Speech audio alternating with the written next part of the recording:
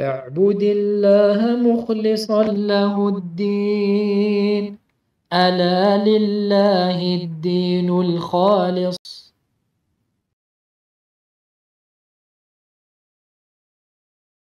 إن الحمد لله نحمده ونستعينه ونستغفره ونعوذ بالله من شرور أنفسنا ومن سيئات أعمالنا. من يهده الله فلا مضل له ومن يضلل فلا هادي له، وأشهد أن لا إله إلا الله وحده لا شريك له، وأشهد أن محمدا عبده ورسوله صلى الله عليه وعلى آله وأصحابه وسلم. يا أيها الذين آمنوا اتقوا الله حق تقاته ولا تموتن إلا وأنتم مسلمون. يا أيها الناس اتقوا ربكم الذي خلقكم من نفس واحدة وخلق منها زوجها وبث منهما رجالا كثيرا ونساء، واتقوا الله الذي تساءلون به والأرحام إن الله كان عليكم رقيبا. يا أيها الذين آمنوا اتقوا الله وقولوا قولا سديدا يصلح لكم أعمالكم ويغفر لكم ذنوبكم، ومن يطع الله ورسوله فقد فاز فوزا عظيما. أما بعد، فإن أصدق الحديث كتاب الله، وخير الهدي هدي محمد صلى الله عليه وسلم، وشر الأمور محدثاتها وكل محدثة بدعة وكل بدعة ضلالة وكل ضلالة في النار. اللهم علمنا ما ينفعنا وانفعنا بما علمتنا وزدنا علما نافعا وعملا صالحا. أخوتي في الله، ما زال حديثنا موصولا في شرح هذا الكتاب العظيم، وهو الأدب المفرد للإمام الحافظ محمد بن إسماعيل البخاري رحمه الله تعالى، على شرح الشيخ محمد رسلان حفظه الله تعالى. فاليوم سندخل في باب جديد،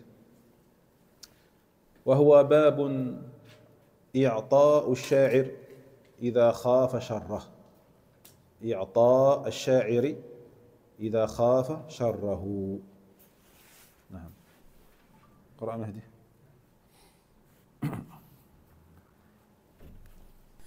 بسم الله الرحمن الرحيم. الحمد لله رب العالمين، والصلاة والسلام على رسول الله وعلى آله وصحبه أجمعين.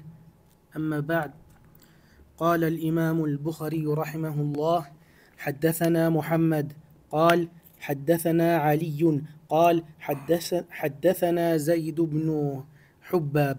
حباب، هذا خطأ. حباب.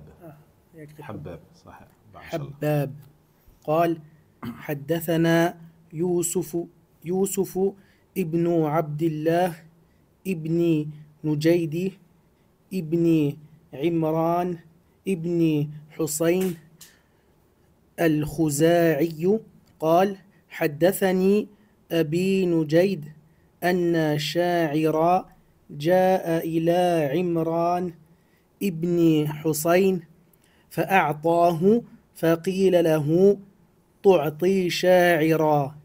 فقال: أبقي على عرضي. نعم. إذا كان الجملة يعني جملة استفهامية، فقل تعطي شاعرا، تعطي شاعرا. طيب، يعني هذا السؤال، هذا السؤال. لا تقول تعطي شاعرا، تعطي شاعرا. فقال: أبقي على عرضه، على عرضي عفوا. جيد. نعم. Donc il dit ici l'imam al-Bukhari rahimahullah ta'ala, chapitre 157, donc un nouveau chapitre intitulé le fait de donner au sha'ir, donc au poète, le fait de lui donner quelque chose, que ce soit un cadeau, de l'argent, ou de l'honorer, de bien l'accueillir, à manger, à boire, مثلا. Donc ça englobe tout ce qu'on peut donner à une personne. Donc ici, en l'occurrence, à un poète. إذا خاف شره. On fait cela parce qu'on a peur qu'il nous fasse du mal, pour se préserver de son char, de son mal. Pour se préserver de son mal. جيد. وهذا يدخل في المداراة. هذا يدخل في المداراة. طيب.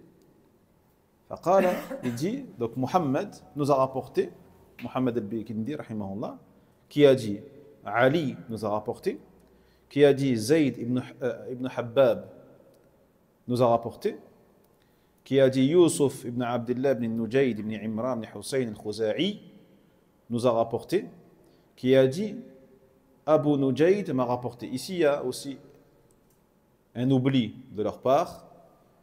Juste après Ibn Hussein al-Khuza'i, on a An Abihi, selon son père. Ils ont oublié de dire selon son père. Donc, si vous pouvez le rajouter juste après al-Khuza'i, An Abihi, selon son père qui a dit, Abu Nujayd m'a rapporté qu'un poète alla à la rencontre de Imran ibn Hussein. C'est qui Imran ibn Hussein? Est-ce que c'est un compagnon? C'est un tabi'i? C'est quoi? C'est qui? Hein? Sahabi. نعم. كان صحابيا رضي الله عنه عمران بن حسين بالصاد حسين لا حسين بالسين بالصاد حسين. جيد. Donc un poète alla à la rencontre de Imran. Et Imran, qu'est-ce qu'il a fait donc? Il lui a donné quelque chose. Il l'a bien accueilli, il lui a fait honneur, il lui a donné peut-être de l'argent ou de quoi manger, etc. Puis on dit à Imran ibn Hussein, tu'ti sha'iran, est-ce que tu donnes à un poète? Donnes-tu à un poète? Fais-tu honneur à un poète? Et là il dit, ubqi ala irdi. En gros, il se justifie et il dit, j'ai fait cela pour préserver mon honneur. Pour préserver mon honneur. On comprend par là que cette personne-là, ce poète-là, était connu pour être quelqu'un que si tu ne lui donnais pas en échange quelque chose, c'est quelqu'un qui va te salir, qui va salir ton honneur, qui va te critiquer et qui va faire de la médisance sur toi, de la calomnie sur toi, de la diffamation sur toi. Donc tu as le droit, pour te préserver de ce genre de personnes, eh bien de leur faire hospitalité, de leur donner quelque chose. وهذا يرجع إلى قول النبي صلى الله عليه وسلم من شر الناس من اتقي لفحشه إن من شر الناس من اتقي لفحشه أي لشره. Ça nous fait rappeler la parole du prophète sallallahu alayhi wa sallam qui a dit, parmi les pires personnes, celui dont on se protège de son mal. Celui avec qui on va agir d'une certaine manière pour se préserver de son mal. وهم كثور إخوتي في الله. Ce genre de personnes sont très nombreuses. À un moment donné dans ta vie, tu vas être confronté à ce genre de personnes-là. Des personnes avec lesquelles tu vas être obligé d'avoir un certain comportement de courtoisie ou de politesse ou de gentillesse afin de te protéger, de te préserver ou de protéger les autres, même pas que toi, mais les autres, de son mal. Comme il a fait le prophète sallallahu alayhi wa sallam. Comment ça s'appelle? Cette action, mudarat. On appelle ça mudarat. On a fait des cours et des cours sur ça. D'accord? Mudarat, ay badl ad-dunya li salah ad-dunya ou ad-din ma'an. Le fait de sacrifier quelque chose de la dunya. Sacrifier, donner quelque chose de la dunya, ça peut être de l'argent, ça peut être un sourire, un comportement particulier, une parole particulière, jaïd, pour un bienfait, pour un intérêt, soit de la dunya ou un intérêt de l'akhira, un intérêt religieux. Donc là, l'intérêt ici qu'il avait Imran ibn Hussein, c'était de préserver son honneur. De préserver son honneur afin qu'il ne soit pas sali par cette personne. هذا الأثر ضعيف. نجيد ابن عمران كما مر لا يعرف، وقد أخرج الأثر أيضا البيهقي رحمه الله. فهذا النجيد لا يعرف وقد ذكره ابن حبان في الثقات. Malgré ça, ce athar, il est faible. Il n'est pas authentique car on a dans la chaîne de transmission un certain Nujayd ibn Imran, la yu'raf. On ne sait pas c'est qui.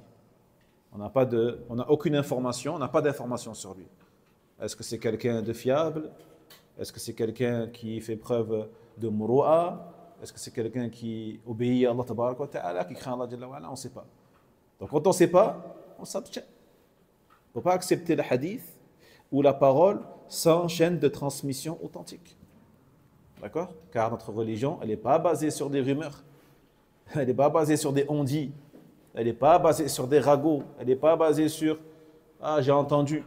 Non, elle est basée sur un tel qui s'appelle ceci et cela, qui est connu pour être quelqu'un de véridique, pour être quelqu'un de pieux, de vertueux, qui a entendu de quelqu'un qui est véridique, qui est pieux, etc. etc. Et ce, à chaque étape de la chaîne de transmission. C'est ça la religion. C'est que de la science, c'est scientifique, de A à Z, c'est scientifique. Jahid, c'est pas des légendes, c'est pas des histoires, c'est pas des récits inventés, il n'y a rien de tout ça. C'est pas la religion ça. Ça c'est la mythologie. Ça c'est la mythologie. Yani, grecque ou la... Hein? Mais la religion, c'est l'ilm, c'est la science. Elle est basée sur des règles scientifiques, claires. وقوله أبقي على عرضي أي أحميه من الهجوم والذم. Donc il a fait ça à Imran Hussein pour préserver son honneur contre toute, on a dit, toute attaque ou toute critique de la part de cette personne. Et il est connu que les poètes sont des gens qui ont la plume facile. Ils ont la plume facile. Que ce soit dans les éloges ou dans la critique. Ou dans la critique. C'est comme si on pourrait les comparer aujourd'hui aux journalistes, les médias. Hein? Les médias, comme on a dit, hein, entre information et commérage, il n'y a qu'un pas chez eux. Il n'y a qu'un pas chez eux. Non. Ou les influenceurs aujourd'hui. Non. Les influenceurs, les youtubeurs, tout ce qu'il y a sur Internet, tous ces gens-là qui ont la gâchette facile. Quand il faut complimenter, ils exagèrent dans les compliments. Et quand il faut critiquer, ils exagèrent dans la critique également. D'accord? Donc avec ces gens-là, on doit agir des fois comme Imran ibn Hussein. On doit faire attention pour pas que ces gens-là nous salissent sur Internet et sur les réseaux ou dans la place publique de manière générale. فثبوت المدارة لشاعر بصفة خاصة اتقاء لشره وهجومه وذمه وعداوة الشعراء بئس المقتنى لأنهم إذا قالوا صارت أقوالهم إذا قالوا هؤلاء شعراء صارت أقوالهم وهم إنما يتبعون في هجومهم في الغالب شياطينهم. D'accord? Donc ici on voit dans ce hadith ou dans ce athar, même s'il est faible, on voit qu'il est important de faire preuve de mudarat, de politesse, de courtoisie, sage, jayyid, afin de se préserver du mal de certaines personnes, face à leurs attaques, face à leurs critiques, face à leur mauvais comportement, jayyid. Et comme il dit ici, l'animosité et l'hostilité que pouvaient avoir les poètes à l'époque était quelque chose de connu. Comme aujourd'hui, il est important de se préserver, encore une fois, de certaines personnes qui ont facilement la critique, très facile. Et qui, lorsqu'ils parlent, ils sont suivis en plus par de nombreuses personnes. Donc ne pas se livrer et ne pas agir sans réfléchir aux conséquences de cela. De plus, on sait qu'à l'époque, il n'y avait pas tous ces moyens-là de communication. Donc, le mal était limité peut-être à un espace, à un endroit particulier. Mais aujourd'hui, le mal de ces gens-là se propage sur le globe, sur la terre entière, d'est en ouest, du nord au sud. Donc, et c'est comme ça que l'honneur de milliers de personnes a été sali à cause de ce genre de personnes-là. Donc il faut qu'on fasse encore plus attention de nos jours. Qu'on fasse de plus en plus attention et qu'on protège également nos enfants de ces gens-là. Hein? Il se peut que tu fasses peut-être une vidéo, d'accord? Une vidéo en privé, que tu aies été enregistré par quelqu'un ou filmé par quelqu'un, et puis la vidéo, elle a tourné sur Internet. Elle a tourné sur Internet, sans ton consentement, et juste pour te salir et salir ton honneur. Combien de sœurs ont été salies comme ça? De frères, bien sûr, mais aussi beaucoup de sœurs, de filles, qui ont fait des choses avant, et qui ont été filmées, qui ont été enregistrées. Et puis, lorsqu'elles ont fait tauba, le repentir, ces vidéos existent toujours sur Internet. Et celui qui veut te faire du mal, il peut te faire du mal avec ces vidéos-là. Jahid, comment tu vas faire après? D'accord? Donc, il faut être aux aguets et faire preuve de prudence. Faire preuve de prudence et préserver notre honneur. Et la plupart de ces gens-là, que ce soit les poètes ou les influenceurs, les youtubeurs, ou tous ces gens-là qui débattent et qui polémiquent sur les plateaux de télévision, hein, la plupart ne suivent que les shayatines. Dans ce qu'ils disent, dans ce qu'ils font, dans leurs discussions, ils ne suivent que les insufflations de leurs shayatines. نعم باب لا تكرم صديقك بما يشق عليه. أحسن الله إليكم. قال الإمام البخاري رحمه الله: حدثنا محمد بن المثنى قال حدثنا معاذ قال حدثنا ابن عون عن محمد قال كانوا يقولون لا تكرم صديقك بما يشق عليه. نعم طيب. Donc il dit ici l'imam rahmatullah alayh, chapitre intitulé N'honore pas ton ami par ce qui le gêne. La tukrim sadiqak. N'honore pas ton ami, ton compagnon, bima yashaqqa alayh, par des choses qui le gêneraient ou qui seraient une source de gêne pour lui. Ça le gêne.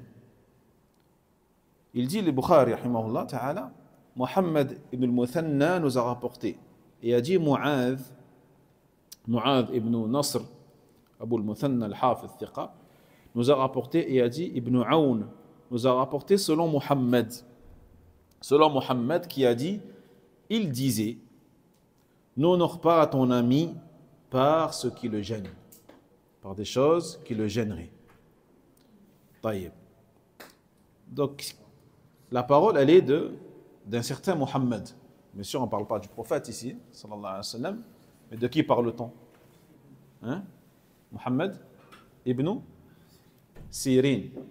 Muhammad ibn Sirin, rahimahullah ta'ala, qui était un sahabi tabi'i. C'était quoi? محمد؟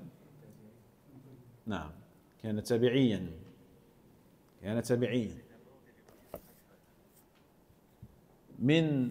كان من تلاميذ أنس بن مالك، أبي هريرة، زيد بن ثابت، أو ابن عمر، ابن عباس.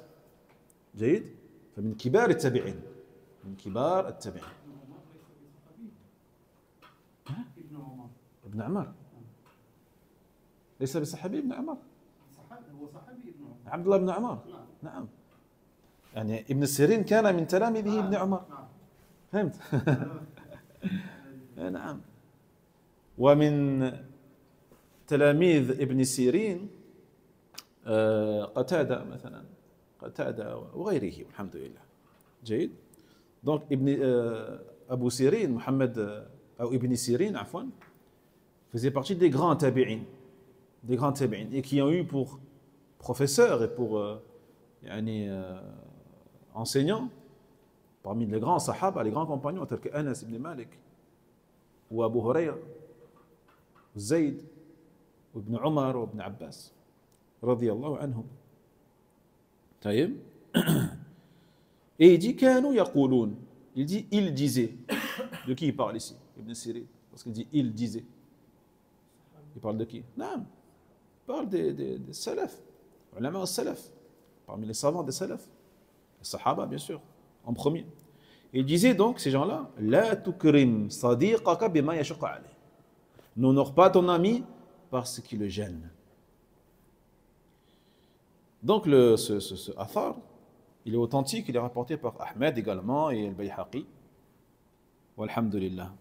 Wa qawluhum la tukrim sadiqaka bima yashuqa alayh. لعلهم لماذا؟ لأنهم قد عنوا بالمشقة عدم القدرة على المكافأة. يعني عنوا بالمشقة بسبب عدم القدرة على المكافأة. فقد كان النبي صلى الله عليه وسلم كما في صحيح البخاري كان يقبل الهدية ويثيب عليها، أي ويجازي عليها. يقبل الهدية ومع ذلك يثيب عليها على الهدية. وقد قال صلى الله عليه وسلم من أتى إليكم معروفا من أتى إليكم معروفا فكافئوه كافئوه فإن لم يجد ما يجزيه فليثني عليه وفي رواية فإن لم تجدوا فادعوا له حتى يعلم أن قد كافأتموه. نعم. وفي رواية أيضا من صنع إليه معروف فليجزئه فإن لم يجد ما يجزئه فليثني عليه فإنه إذا أثنى فقد شكره وإن كتم فقد كفره. إن أثنى فقد شكره وإن كتم فقد كفر. طيب. ومن تحلى بما لم يعطى فكأنما لبس ثوب يزور.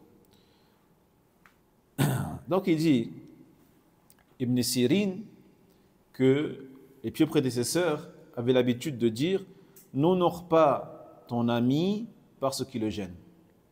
Et on verra qu'en vérité cette parole-là, elle introduit un chapitre qui va venir juste après, qui est le chapitre de Az-Ziyara, la visite. Le fait de visiter les amis, etc. D'accord? Donc c'est comme s'il voulait nous introduire ce chapitre-là en nous disant que lorsque tu as un invité, ne l'accueille pas de manière excessive, parce que cela le gênerait. Et le musulman, il ne doit pas gêner, même son invité, il ne doit pas le gêner. Il ne doit pas le gêner. Comme peut-être certains font par excès d'hospitalité, ils vont au contraire gêner la personne. Ils vont la gêner.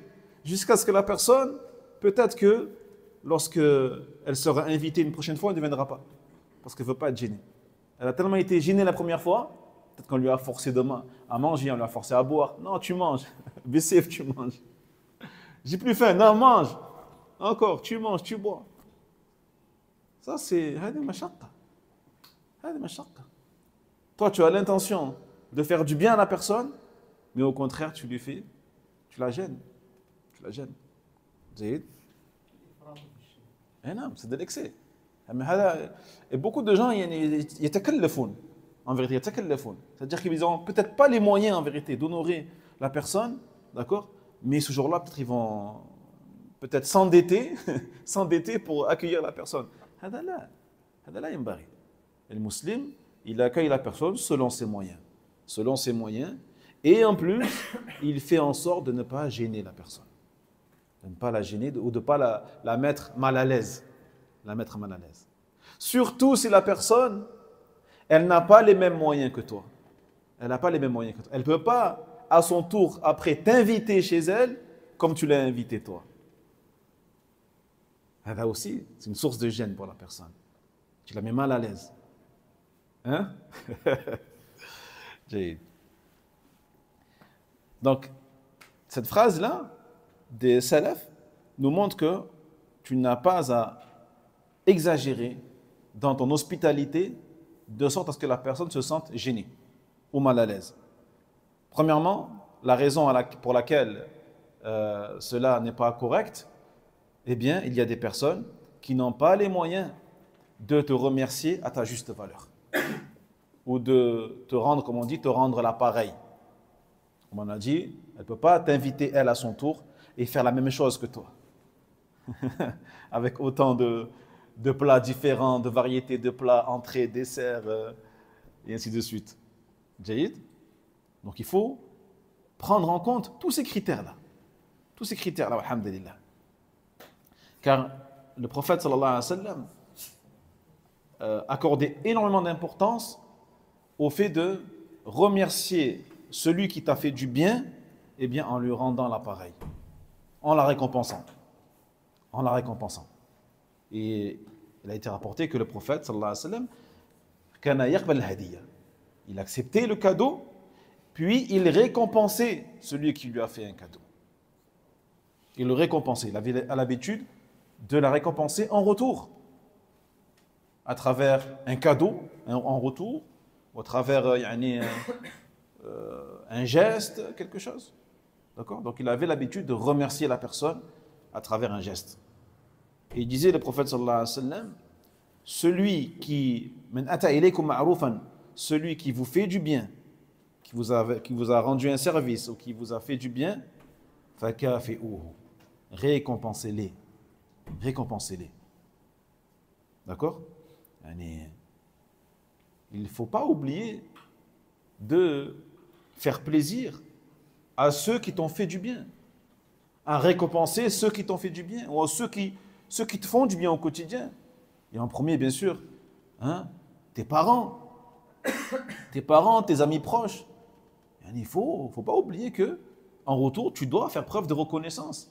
Pas seulement à travers une parole, un barakallahu fik ou shukran. Non, mais c'est à travers un geste aussi. À travers un cadeau, à travers un geste, quelque chose. Jaïd, ça c'est important. Comme on a dit, tes parents, tes amis, tes professeurs, des imams. Jaïd. Il dit, le prophète sallallahu alayhi wa sallam, donc ceux qui vous ont fait du bien, récompensez-les. Et si vous n'avez pas de quoi les récompenser, faites-leur des bons compliments. Faites-leur des compliments ou des éloges, même pas forcément devant eux, mais dites du bien de eux. Dites du bien de eux auprès des gens en public et propagez leur qualité. Et dans une version, il dit, et si vous ne trouvez pas de quoi les récompenser, car vous n'avez pas peut-être les moyens de les récompenser, fad'u lahu. Invoquez pour eux. Invoquez pour eux. Invoquez Allah tabaraka wa ta'ala dans votre prosternation, dans votre prière, dans votre qiyam al-layl. Invoquez pour eux, alhamdulillah. Et il dit, hatta yu'lam an qad kafa'tumuh. C'est-à-dire, proportionnellement au bien qu'on vous a fait. C'est-à-dire, si le bien qu'on t'a rendu, le service qu'on t'a rendu ou le bien qu'on t'a fait, c'est un grand bien immense, eh bien, sache que tu devras faire beaucoup d'invocations. Jusqu'à ce que tu estimes que tu as rendu, ou que tu l'as récompensé de manière proportionnelle au bien qu'il t'a fait. Jaïd. Donc, s'il t'a fait un grand bien, eh bien, peut-être que tu vas devoir invoquer pour lui de longues invocations pendant une très longue période. Peut-être même que tu ne vas jamais t'arrêter tellement il a été une cause pour toi d'un grand khayr. D'un grand khayr.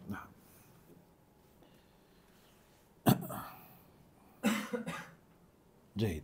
وإنما يصار إلى هذا لمن شقت عليه المكافأة المادية. إنما يصار إلى هذا لمن شقت عليه المكافأة المادية وعجز عنها. وربما تكرر الإكرام من شخص لأخيه وكان الآخر فقيرا. يعني الشخص الأول الحمد لله كان غنيا، لكن الأخ الآخر فقير. فدوام الإكرام ودوام المبالغة فيه يوقعه في الحرج. يوقع الأخ الثاني الفقير في الحرج وتوقعه في الشعور والتقصير أمام من أكرمه. ويؤيد هذا نهي النبي صلى الله عليه وسلم عن التكلف للضيف. وهذا الحديث مخرج في السلسلة الصحيحة. جيد. Donc on a dit, cette parole-là des salaf, rahimahumullah, concerne donc notamment, pas que, mais notamment, ceux qui n'ont pas justement les capacités eh bien, d'être aussi généreux que la personne qui lui a fait du bien. Jaïd. Donc il se peut que la personne qui a fait preuve d'hospitalité, qu'elle soit dans une situation financière aisée, d'accord, qu'elle soit à l'aise financièrement, mais que le second, lui, il n'a pas les mêmes facilités. D'accord. Donc il ne peut pas faire la même chose que ce qu'on lui a fait. Jaïd. Donc si la première personne qui a les moyens, en plus elle est régulièrement, elle fait preuve d'hospitalité, elle invite à manger, elle l'honore de manière en plus constante et régulière, eh bien cela met la personne qui profite de cela dans l'embarras. Ça peut la mettre dans l'embarras et la mettre mal à l'aise. Et la mettre mal à l'aise. Jaïd. Et même avoir des sentiments de, eh bien, d'être rabaissé un peu, d'être rabaissé face à celui qui fait preuve de générosité, yani, peut-être des fois exagéré à son encontre. Jaïd. Et on a donc, pour appuyer cela, l'interdiction du prophète sallallahu alayhi wa sallam, eh bien, d'exagérer dans ce qu'on appelle al-idafa, le fait d'accueillir les invités, d'exagérer dans les repas, d'exagérer dans la nourriture, d'exagérer dans ce qu'on appelle donc l'hospitalité. D'accord?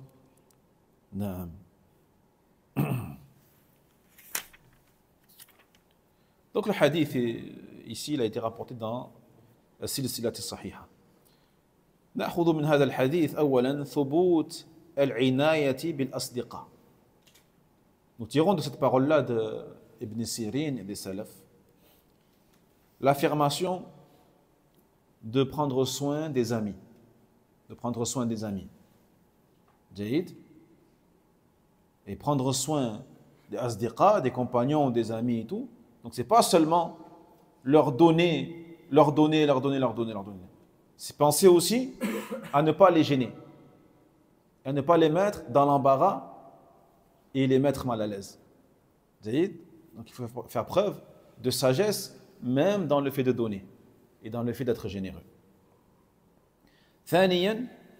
Et des fois, il faut prendre en compte aussi l'état de la personne et la fragilité de la personne. Car il y en a certains, peut-être, qui sont gênés, mais d'autres qui, au contraire, vont profiter de la situation. Pensez à ça aussi. Il y a des gens qui sont fragiles, et qui sont aucunement gênés de ça. Au contraire, ils vont en profiter et peut-être même faire preuve d'hypocrisie à ton encontre pour profiter de ta générosité ou de ta naïveté. D'accord? Et ça c'est pas bénéfique pour eux. C'est pas bénéfique pour eux. Tu leur rends pas service en faisant ça. Tu leur rends pas service. Donc si tu veux du bien à la personne, tu dois l'éduquer à ne pas profiter des gens. À ne pas profiter des gens et au contraire à être reconnaissant, avoir de la pudeur. Avoir de la pudeur pour justement éviter qu'on soit trop généreux à ton encontre et que toi, en retour, tu ne fasses rien. En retour, tu fais rien, tu n'es pas généreux à ton tour et tu fais rien. Donc il faut aussi faire preuve de sagesse par rapport à ça dans les deux sens. Ça va dans les deux sens. ثانيا بيان رعاية الأصدقاء وإراحتهم ومداراتهم. Deuxièmement, bon, c'est presque pareil, faire attention aux amis, veiller au cœur de nos amis, qu'ils se sentent à l'aise, qu'ils se sentent bien, d'accord, les mettre les mettre dans de bonnes conditions, les mettre à l'aise, ne pas être une source de gêne pour eux, jayyid, et donc avoir un comportement courtois et poli avec eux et sage.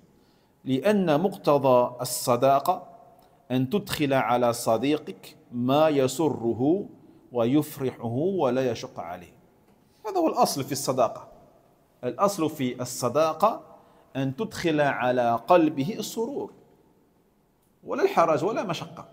السرور فقط، أن تفرح جيد ولا تحزن، ولا تأتي بشيء إلى صديقك تكون فيه مشقة عليه فتكون قد أسأت إليه وأنت تريد الإحسان. D'accord? Donc, pour conclure ce chapitre, normalement, ce que l'amitié entre deux personnes, elle implique, est que la personne fasse entrer dans le cœur de son ami la joie. D'accord? La joie, le bien-être, pas la gêne ou le malaise. Non. Donc il faut qu'elle fasse tout, que ce soit même dans sa générosité, même dans son hospitalité, pour ne pas la gêner. Au contraire, pour qu'elle se sente le plus à l'aise possible. Le plus à l'aise possible. Donc il faut tenir compte des fois aussi de la personnalité des gens. Il y a des gens qui sont timides.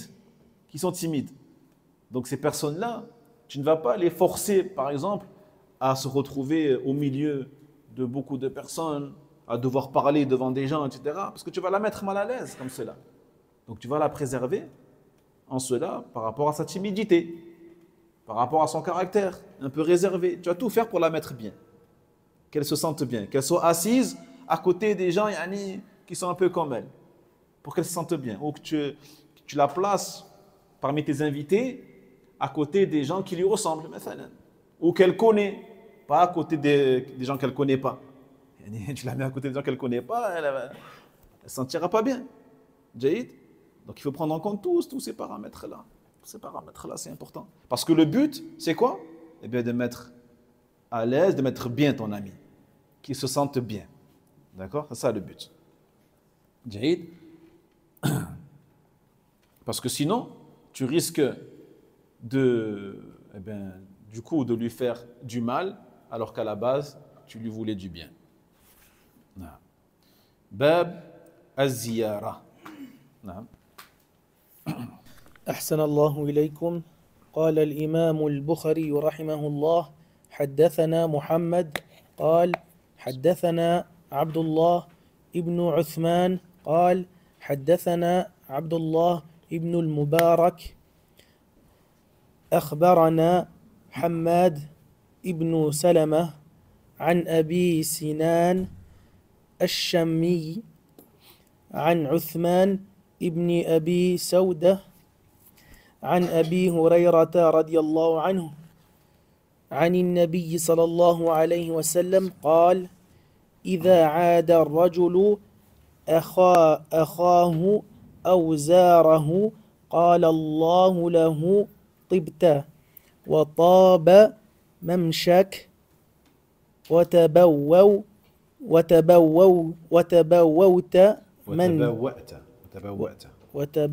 أحسن الله إليكم وتبوأت منزلا في الجنة. Donc il dit l'imam, rahimahullah ta'ala, dans un chapitre nouveau, intitulé Az-Ziyara, la visite. Az-Ziyara. Il dit Muhammad nous a rapporté, et a dit Abdullah ibn Uthman nous a rapporté, et a dit Abdullah ibn Mubarak nous a rapporté que Hammad ibn Salama nous a informé, selon Abi Sinan al-Shami, selon Uthman ibn Abi Sawdah, selon Abi Hurayrata radiyallahu anhu, selon le prophète sallallahu alayhi wa sallam, qui a dit. Donc là on revient à un hadith marfou'. Hadith, c'est la parole du prophète sallallahu alayhi wa sallam. Il dit إذا عاد الرجل أخاه أو زاره. Lorsque l'homme visite son frère. عاد أو زار. عاد أو زار. On verra la différence entre يعني عاد وزار. D'accord? Lorsqu'il visite son frère, Allah, il lui dit. Allah, il lui dit. Donc là, il rapporte la parole d'Allah tabarak wa ta'ala. Il dit Tibta wa taba mamshak. Tibta wa taba mamshak. Et on verra ce que ça veut dire, Inch'Allah ta'ala, après. Wa tabawwa'ta manzilan fil jannah. Et donc, tu auras ta place au paradis. Yani par cette visite que tu as faite chez ton frère, le fait que tu aies visité ton frère en Allah tabarak wa ta'ala, eh bien, tu vas bénéficier de cette parole d'Allah tabarak wa ta'ala pour toi. جيد. فهذا الحديث بهذا الإسناد ضعيف. أبو سنان الشامي هو عيسى بن سنان وهو لين الحديث ولكن الحديث حسن لغيره حسن لغيره. نعم. Donc le hadith par ces chaînes-là de transmission-là, il est faible, mais il y a d'autres versions qui viennent le solidifier, et qui font que le hadith, il est hasan li ghayrihi, qu'il devient donc bon quand même, parce qu'il y a d'autres versions qui viennent, comme on a dit, le confirmer. وهذه الرواية أو الروايات منها ما من عبد مسلم أتى أخاه له يزوره في الله إلا ناداه مناد من السماء أن طبت وطابت لك الجنة وإلا قال الله في ملكوت عرشه زارني وعلي قراه فلن أرضى له بقرا دون الجنة وصححه الألباني رحمه الله في الصحيحة. Et parmi les hadiths qui viennent le confirmer et le solidifier, eh bien celui authentifié par l'imam Al-Albani rahimahullah ta'ala, selon Anas ibn Malik radiyallahu anhu, qui a dit que le prophète sallallahu alayhi wa sallam a dit: il n'y a pas un musulman qui visite son frère ou un de ses frères en Allah tabarak wa ta'ala, qui le visite fillah, bien sûr pour Allah jalla wa ala, sans que un héros déclare dans le ciel. Un munadin, quelqu'un qui proclame, qui annonce, un annonciateur si vous voulez. En français on dit un héros. Donc c'est qui annonce ici? Malak. Malak min al-malaika. C'est un ange. D'accord? Donc créature des cieux, les anges. Donc il y a un ange qui va faire cette proclamation-là lorsque tu visites ton frère en Allah tabaraka wa ta'ala, et il va dire Tibata wa tabat lakal jannah. Tibata wa tabat lakal jannah. Jahid. Puis Allah tabaraka wa ta'ala, il dit par la suite, fi malakuti arshihi, dans son royaume, dans le royaume de son trône, il dit Zarani wa alayya qirahu. Il m'a visité. D'accord? Donc il a visité son frère, mais comme il a fait pour Allah tabaraka wa ta'ala, Allah dit Zarani. Il m'a visité wa alayya qirahu. Et c'est à moi de l'accueillir. Al-qira, c'est tout ce que l'hôte peut donner à son invité. C'est le qira en arabe. Le qira, donc ça peut être la nourriture, la boisson, n'importe quoi. Tout ce qui rentre dans l'hospitalité et l'accueil de l'invité. Donc Allah dit, il m'a visité et c'est à moi de l'accueillir et de lui donner ce qu'il mérite. Puis il dit, فَلَنْ أَرْضَى لَهُ بِقِرًا دُونَ الْجَنَّةِ. Et je n'accepterai pour lui aucune hospitalité si ce n'est le paradis. Si ce n'est le paradis. Subhanallah, regardez. Amal yassir. Ziyara. Amal yassir. Le fait de visiter un frère Allah tabaraka wa ta'ala, c'est une action qui est simple à faire, qui est facile à faire, aisée. Alhamdulillah. Mais la récompense, elle est énorme. La récompense, elle est énorme quand tu fais là.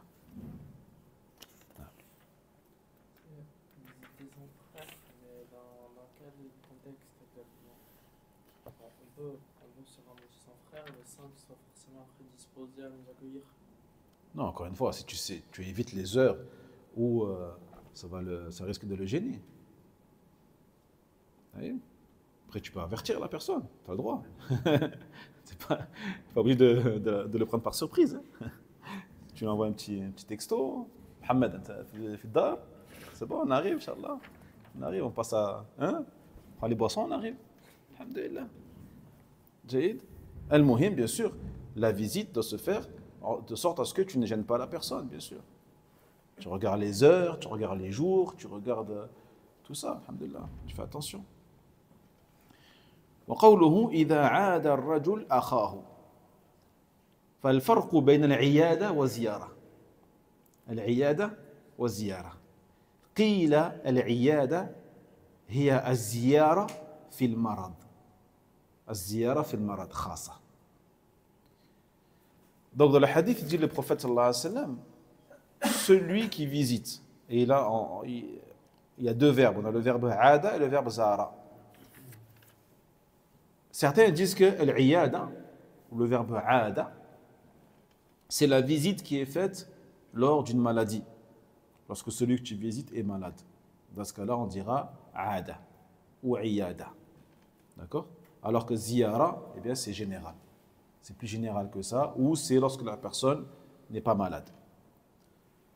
وقوله تعالى طبت وهو الدعاء له هذا الدعاء له بطيب عيشه في الدنيا والآخرة بطيب عيشه في الدنيا والآخرة. Donc Allah tabarak wa ta'ala, lorsqu'il dit à cet homme-là qui a visité son ami pour Allah subhanahu wa ta'ala, lorsqu'il dit tibta, eh bien c'est une annonce, d'accord, ou en sa faveur, une parole en sa faveur, yani, afin qu'il ait une bonne vie, afin qu'il ait une vie agréable dans ce bas monde et dans l'au-delà.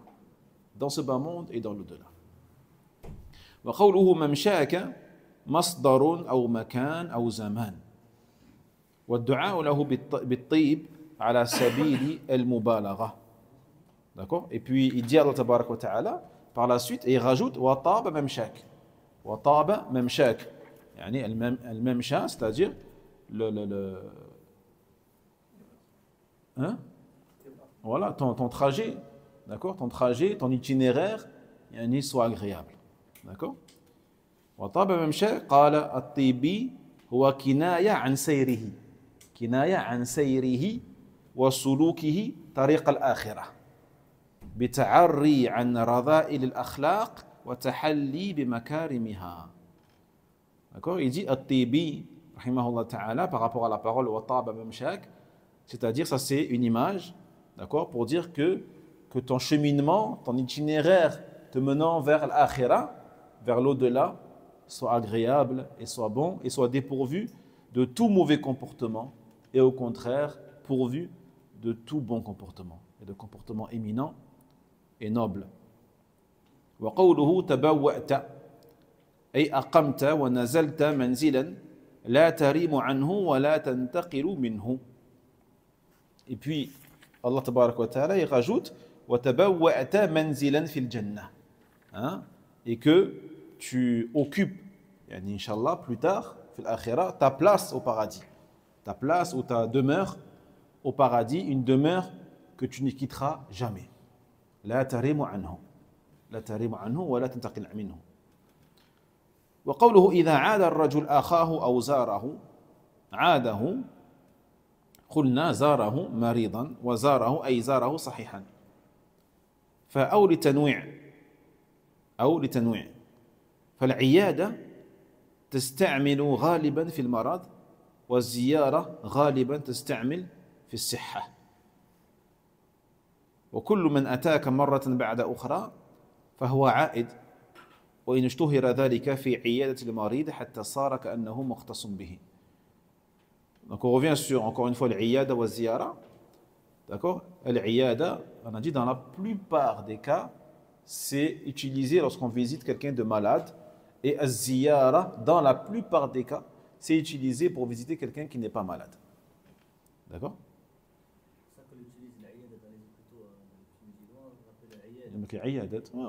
les visites des gens malades. Donc ici, le prophète sallallahu alayhi wa sallam, il a dit إِذَا عَادَ الرَّجُلُ أَخَاهُ أَوْ زَارَهُ. C'est pour nous dire que les deux visites, elles sont bonnes. Que la personne soit malade ou pas. Tu as le droit, tout à fait le droit, de visiter ton frère, même s'il n'est pas malade. Au contraire. Dans les deux cas, dans les deux cas, c'est une bonne action, walhamdulillah. Même si, encore une fois, on a dit, dans la plupart des cas, ces deux mots sont utilisés, l'un pour la maladie et l'autre non. D'accord? نعم. وقوله ممشاك أي طاب مشيك فمشك سبب لطيب عيشك فيها وهذا يبشر بقبول نيته وشكر سعيه. D'accord? Donc le memsha, on a dit, c'est le cheminement, l'itinéraire de la personne qui le mène vers l'au-delà. Et ça, c'est bien sûr cette parole d'Allah tabarak wa ta'ala, rapportée par le prophète Muhammad sallallahu alayhi wa sallam.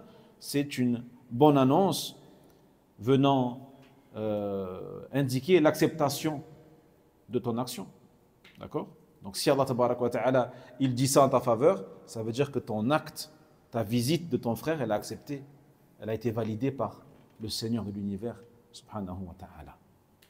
طيب. نعم. وقوله وتبوأت منزلا في الجنة بوأه الله منزلا أسكنه إياه أي أسكنه إياه والمباء هي المنزل المباء هي المنزل والمعنى هيأت منها بهذه العيادة أو تلك الزيارة منزلة عظيمة ومرتبة جسيمة فإن إدخال السرور على قلب المؤمن أجره عظيم وثوابه جليل لا سيما والعيادة فيها موعظة وعبرة وتذكرة وتنبيه على اغتنام الصحة والحياة وفيها رفع الهموم الزائدة.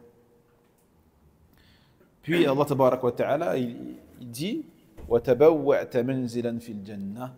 Et certes, tu vas occuper ta demeure au paradis. C'est-à-dire, Allah tabarak wa ta'ala, il va faire habiter la personne dans une demeure au paradis. D'accord? Donc le sens de cela est que Allah Jalla wa Ala, il dit à la personne, je t'ai réservé par la cause de ta visite de ton frère en Allah tabarak wa ta'ala, eh bien une place élevée au paradis et un degré immense au paradis. Donc on voit ici que parmi les plus grandes causes de récompense fil jannah min a'zami asbab الدخول في الجنة ماذا؟ إدخال السرور في قلب المؤمن إدخال السرور في قلب أخيك المسلم. Parmi les plus grandes causes qu'Allah tabarak wa ta'ala te fasse entrer au paradis, eh bien le fait que tu fasses des efforts à faire rentrer la joie dans le cœur des musulmans, à faire rentrer la joie, le bien-être dans le cœur des musulmans. Et bien sûr, de faire sortir la tristesse, de faire sortir le malaise, d'accord, ou le mal-être du cœur du musulman. Tu dois être une des causes, lorsque tu vois ton frère triste, lorsque tu vois ton frère qui se sent dans un certain mal-être, eh bien tu dois faire en sorte à ce qu'il se sente mieux et à le réconforter. À le réconforter et à le soulager selon tes capacités. Walhamdulillah. Car encore une fois, cela est une des plus grandes causes d'entrer au paradis. Subhanallah. Sans parler du fait de, lorsque tu visites un malade, eh bien c'est aussi un rappel pour toi. Non seulement tu fais du bien au malade, mais pour toi également c'est un rappel. D'accord? Un rappel, une exhortation, une leçon, un avertissement, Jaïd, qui doit te faire prendre conscience que tu dois exploiter correctement ta santé, ta bonne santé.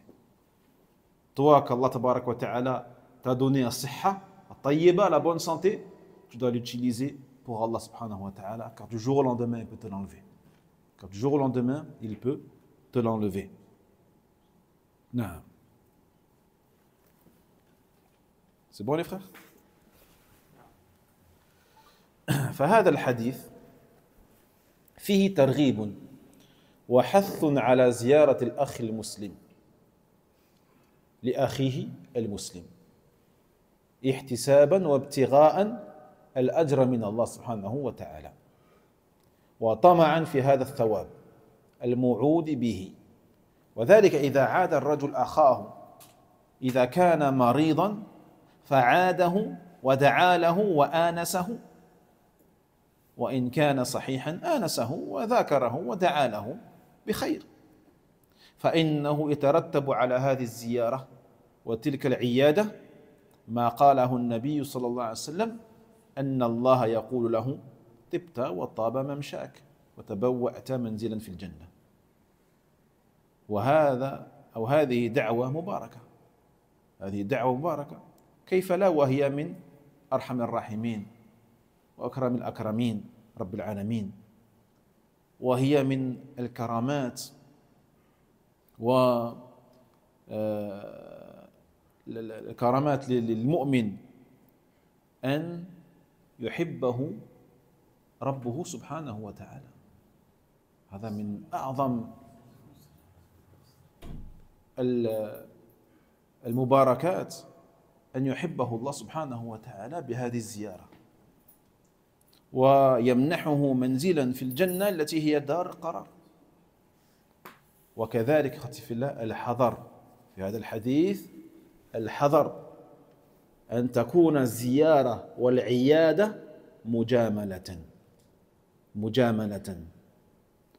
أو لمصلحة دنيوية وإنما يكون القصد منها ابتغاء الأجر من الله سبحانه وتعالى وإدخال السرور على أخيك المسلم. هذا هو المقصود بتلك الزيارة والدعاء له بالشفاء إن كان مريضا، وبالعون له بالتوفيق والسداد إن كان صحيحا معافى. وكل ذلك من المطالب الشرعية ومن المنح المرعية، فالحمد لله والشكر له على إحسانه وإكرامه لعباده المؤمنين الضعفاء الذين يتقربون إلى الله بهذا العمل اليسير الذي هو الزيارة، بهذا العمل اليسير، وهو يثيبهم الله عليه الثواب الكبير. Donc ce hadith, pour finir, contient un encouragement et une incitation à ce que le frère ou le musulman visite son frère musulman. Et cela avec l'intention, eh bien, qu'Allah tabarak wa ta'ala le récompense. Afin qu'Allah le récompense. La récompense, notamment, qu'on a lu dans ce hadith, donc a été promis par Allah tabarak wa ta'ala. Wa la yukhlifu Allahu mi'ad. Et Allah jalla wa ala ne manque jamais à sa promesse. D'ailleurs, donc lorsque le musulman rend visite à son frère qui est malade et qui va invoquer pour lui, eh bien cela va le soulager et va le consoler. Et même si son frère n'est pas malade, eh bien il va quand même lui faire plaisir et le rendre joyeux à travers sa visite. Et il peut bien sûr également invoquer pour lui le bien. Donc ces genres de visites-là, que ce soit chez un malade ou un non-malade, engendrent énormément de khayr, énormément de bien. Comme il a dit ici le prophète sallallahu alayhi wa sallam, il a dit qu'Allah tabarak wa ta'ala donc annonce à celui qui fait ça une vie agréable. Une vie agréable et un cheminement également positif jusqu'à l'au-delà et jusqu'à ce qu'il soit accueilli par Allah tabarak wa ta'ala dans son paradis. Donc ça c'est une da'wa, c'est une invitation de la part d'Allah tabarak wa ta'ala et une annonce bénie de la part d'Allah subhanahu wa ta'ala. Jahid. Et parmi aussi, peut-être la chose la plus grandiose qui soit, eh bien c'est qu'Allah tabarak wa ta'ala, il t'aime à travers la visite que tu as faite à ton frère. cela engendre l'amour d'Allah pour toi. Cela engendre l'amour d'Allah pour toi. Et lorsque la personne, elle obtient l'amour d'Allah tabaraka wa ta'ala, elle a tout gagné. Elle a tout gagné. Jane. Et attention également, prenez garde aux visites, à ceux qui visitent les gens, à ceux qui visitent les malades, mais pour un intérêt de ce bas monde, pour un intérêt personnel, pas pour faire du bien à la personne, pas pour faire rentrer la joie dans le cœur de la personne qui est malade, mais parce qu'il y a un intérêt derrière. Attention à ce genre de visite. D'accord? Car le but, l'objectif lorsque tu rends visite à ton frère malade ou pas, c'est d'obtenir la récompense de ton Seigneur et de faire plaisir à ton Seigneur subhanahu wa ta'ala afin que Allah, il t'aime, comme on a dit, et bien sûr pour faire rentrer la joie et le bien-être dans le cœur de ton frère à travers cette visite et en faisant des invocations pour lui bénéfiques et agréables. Jaïd. Donc ces choses-là font partie des exigences de la religion d'Allah tabarak wa ta'ala. Et alhamdulillah. Et remercier Allah tabarak wa ta'ala, surtout les croyants qui n'ont pas beaucoup de moyens pour faire des actions grandioses, qui n'ont pas peut-être beaucoup de science, qui n'ont pas peut-être beaucoup d'argent pour pouvoir faire beaucoup d'aumônes, par exemple, ou de capacité pour faire beaucoup de bien.